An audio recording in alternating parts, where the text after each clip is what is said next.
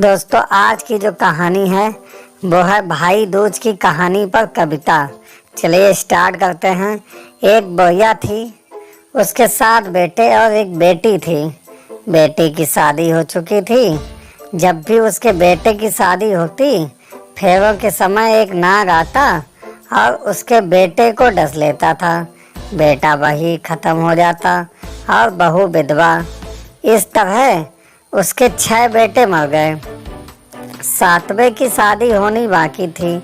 इस तरह अपने बेटों के मर जाने के दुख से बुढ़िया रो रो के अंधी हो गई थी। भाई दूज आने को हुई तो भाई ने कहा कि मैं बहन से तिलक कराने जाऊंगा। माँ ने कहा ठीक है। उधर जब बहन को पता चला कि उसका भाई आ रहा है तो वह खुशी से पागल होकर पड़ोसन के घर गई और पूछने लगी कि जब बहुत प्यारा भाई घर आए तो क्या बनाना चाहिए। पड़ोसन उसकी खुशी को देखकर जल भुन गई और कह दिया कि दूध से रसोई लेप, घी में चावल पका। बहन ने ऐसा ही किया।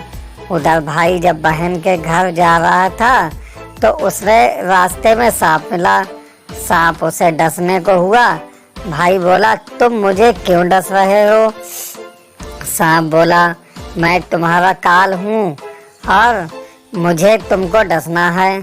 भाई बोला, मेरी बहन मेरा इंतजार कर रही है। मैं जब तिलक करा के वापस लौटूंगा तुम मुझे तब डस लेना। सांप ने कहा, भला आज तक कोई अपनी मौत के लिए लौट के आया है जो तुम आओगे? भाई ने कहा, अगर तुम्हें यकीन नहीं है तो तू मेरे झोले में बैठ जा। जब मैं अपनी बहन के तिलक कर लूं तब तू मुझे डस लेना। सांप ने ऐसा ही किया। भाई बहन के घर पहुंच गया। दोनों बड़े खुश हुए। भाई बोला, बहन जल्दी से खाना दे, बड़ी भूख लगी है। बहन क्या करे, ना तो दूध की रसोई सूखे और ना ही घी में चावल पके। भाई ने पूछा, बहन इतनी देर क्यों लग रही है, तू क्या पका रही है? तब बहन ने बताया कि ऐसे ऐसे किया है। भाई बोला, पगली, कहीं घी में भी चावल पके हैं या दूध से कोई रसोई लीपे है? गोबर से तो रसोई लीप में डावल, दूध में चावल पका। बहन ने ऐसा ही किया। खाना खा के भाई को बहुत जोर नींद आने लगी। इतने में बहन के बच्चे आ गए। बोले, मामा मामा हमारे लिए क्या लाए हो? भाई बोला, मैं तो कुछ नहीं लाया। बच्चों ने वह झोला ले लिया जिसमें सांप था। जैसे ही उसे खोला उसमें से हीरे का हार निकला। बहन ने कहा, भैया तूने बताया नहीं कि तू मेरे लिए इतना सुंदर हार लाए हो। भाई बोला, बहना तुझे पसंद है तो तू ले ले, मुझे हार का क्या करना। अगले दिन भाई बोला, अब मुझे जाना है, मेरे लिए खाना रख दे। बहन ने उसके लिए लड्डू बना के एक डब्बे में रख के दे दिए। भाई कुछ दूर जाकर थक कर एक पेड़ के नीचे सो गया। उधर बहन के जब बच्चों को जब भूख लगी तो माँ से कहा कि खाना दे दो। माँ ने कहा, खाना अभी बनने में देर है। तो बच्चे बोले कि मामा को जो रखा है वही दे दो। तो वह बोली कि लड्डू बनाने के लिए बाजरा पीसा था, वही बचा पड़ा है, चक्की में जाकर खा लो। बच्चों ने देखा कि चक्की में तो सांप की हड्डियां पड़ी हैं। यही बात माँ को आकर बताई तो वह बाबरी सी होकर भाई के पीछे भागी। रास्ते भर लोगों से पूछती कि किसी ने मेरा गैल बाटोई देखा किसी ने मेरा बाबरा सा भाई देखा। तब एक ने बताया कि कोई लेटा तो है पेड़ के नीचे, देख ले वही तो नहीं। भागी भागी पेड़ के नीचे पहुंची, अपने भाई को नींद से उठाया। भैया भैया कहीं तूने मेरे लड्डू तो नहीं खाए? भाई बोला, ये ले तेरे लड्डू। नहीं खाए मैंने, ले ले दे के लड्डू ही तो दिए थे। उसके भी पीछे पीछे आ गई। बहन बोली, नहीं भाई तू झूठ बोल रहा है, जरूर तूने खाया है, अब तो मैं तेरे साथ चलूंगी। भाई बोला, तू ना मान रही है तो चल फिर। चलते चलते बहन को प्यास लगती है। वह भाई को कहती है कि मुझे पानी पीना है। भाई बोला, अब मैं यहाँ तेरे लिए पानी कहाँ से लाऊं? देख दूर कहीं चील उड़ रही है, चली जा, वहाँ शायद तुझे पानी मिल जाए। तब बहन वहाँ गई और पानी पीकर जब लौट रही थी तो रास्ते में देखती है कि एक जगह जमीन में 6 सिलाएं गई हैं और एक बिना गए रखी हुई थी। उसने एक बुढ़िया से पूछा कि ये सिलाएं कैसी हैं? उस बुढ़िया ने बताया कि एक बुढ़िया है, उसके 7 बेटे थे, 6 बेटे तो शादी के मंडप में ही मर चुके हैं, तो उनके नाम की ये सिलाएं जमीन में गई हैं। अभी 7वें की शादी होने बाकी है, जब उसकी शादी होगी तो वह भी मंडप में ही मर जाएगा, तब यह 7वीं सिला भी जमीन में गिर जाएगी। यह सुनकर बहन समझ गई ये सिलाएं किसी और की नहीं बल्कि उसके भाइयों के नाम की हैं। उसने उस बुढ़िया से अपने 7वें भाई को बचाने का उपाय पूछा।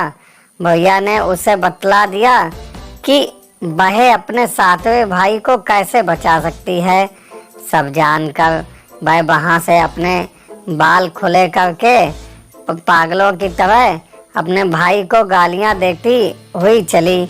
भाई के पास आकर बोलने लगी, तू तो जलेगा, कुटेगा, मरेगा। भाई उसके ऐसे व्यवहार को देखकर चौंक गया, पर उसे कुछ समझ नहीं आया। इसी तरह दोनों भाई बहन माँ के घर पहुँच गए। थोड़े समय के बाद भाई के लिए सगाई आने लगी। उसकी शादी तय हो गई। जब भाई को सहरा पहनाने लगे तो वह बोली, इसको क्यों सहरा बंधेगा? सहरा तो मैं पहनूंगी, ये तो जलेगा मरेगा। सब लोगों ने परेशान होकर सहरा बहन को दे दिया।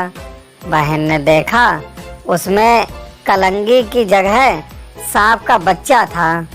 बहन ने उसे निकाल के फेंक दिया। अब जब भाई घोड़ी चढ़ने लगा तो बहन फिर बोली, ये घोड़ी पर क्यों चढ़ेगा? घोड़ी पर तो मैं बैठूंगी, ये तो जलेगा मरेगा, इसकी लाश को चील कौवे खाएंगे। सब लोग बहुत परेशान, सबने उसे घोड़ी पर चढ़ने दिया। अब जब बारात चलने को हुई तब बहन बोली, ये दरवाजे से निकलेगा, ये तो पीछे के रास्ते से जाएगा, दरवाजे से तो मैं निकलूंगी। जब वह दरवाजे से नीचे जा रही थी तो दरवाजा अचानक गिरने लगा। बहन ने एक ईंट उठाकर अपनी चुनरी में रख ली। दरवाजा वहीं की वहीं रुक गया। सब लोगों को बड़ा अचंभा हुआ। रास्ते में एक जगह बारात रुकी तो भाई को पीपल के पेड़ के नीचे खड़ा कर दिया। बहन कहने लगी, ये क्यों छांव में खड़ा होगा? ये तो धूप में खड़ा होगा, छांव में तो मैं खड़ी होंगी। जैसे ही वह पेड़ के नीचे खड़ी हुई, पेड़ गिरने लगा। बहन ने एक पत्ता तोड़कर अपनी चुनरी में रख लिया। पेड़ वहीं की वहीं रुक गया। अब तो सबको विश्वास हो गया कि ये बावली कोई जादू टोना सीख कर आई है, जो बार बार अपने भाई की रक्षा कर रही है। ऐसे करते करते फेरों का समय आ गया। जब दुल्हन आई तो उसने दुल्हन के कान में कहा, अब तक तो मैं तेरे पति को बचा लिया, अब तू ही अपने पति को और साथ ही अपने मरे हुए जेठों को बचा सकती है। फेरों के समय एक नाग आया। वो जैसे ही दूल्हे को डसने को हुआ, दुल्हन ने उसे एक लोटे में भर के ऊपर से प्लेट से बंद कर दिया। थोड़ी देर बाद नागिन लहर लहर करती आई, दुल्हन से बोली, तू मेरा पति छोड़। दुल्हन बोली, पहले तू मेरा पति छोड़। नागिन ने कहा, ठीक है, मैंने तेरा पति छोड़ दिया। दुल्हन, ऐसे नहीं, पहले 3 बार बोल। नागिन ने 3 बार बोला। फिर बोली कि अब मेरे पति को छोड़। दुल्हन बोली, एक मेरे पति से क्या होगा, हंसने बोलने के लिए जेठ भी तो होना चाहिए, एक जेठ भी छोड़। नागिन ने जेठ के प्राण भी दे दिए।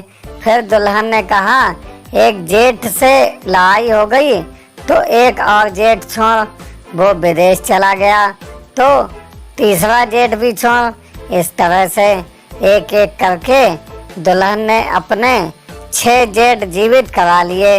उधर रो रो के बुढ़िया का बुरा हाल था कि अब तो मेरा 7वां बेटा भी बाकी बेटों की तरह मर जाएगा। गांव वालों ने उसे बताया कि उसके 7 बेटा और बहुएं आ रही हैं। तो बुढ़िया बोली, अगर यह बात सच हो तो मेरी आंखों की रोशनी वापस आ जाए और मेरे सीने से दूध की धार बहने लगे। ऐसा ही हुआ। अपने सारे बहू बेटों को देख कर वह बहुत खुश हुई।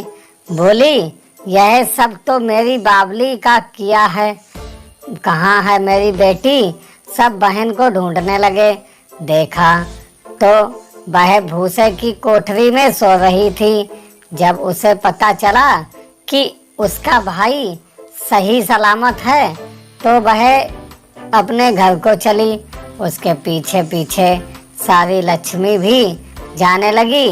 भैया ने कहा, बेटी पीछे मुँह के देख, तू सारी लक्ष्मी ले जाएगी तो तेरे भाई भाभी क्या खाएंगे। तब बहन ने पीछे मुँह के देखा और कहा, जो माँ ने अपने हाथों से दिया है वह मेरे साथ चल, बाद बाकी का भाई भाभी के पास रहे। इस तरह से एक बहन ने अपने भाइयों की रक्षा की।